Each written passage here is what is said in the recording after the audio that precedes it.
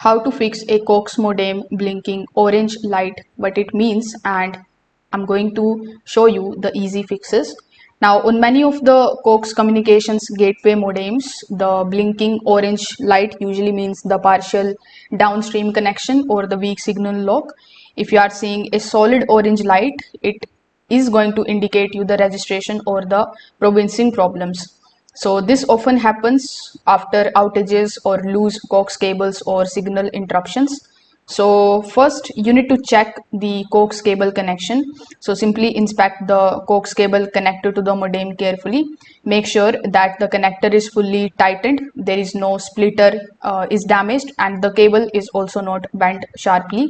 The weak coax signal quality is one of the most common causes of the persistent orange blinking. Afterwards, you need to simply restart the modem and the monitor the light.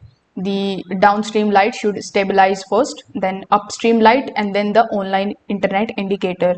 If it says stuck blinking orange for more than a few minutes, the modem cannot complete synchronization with the Cox servers.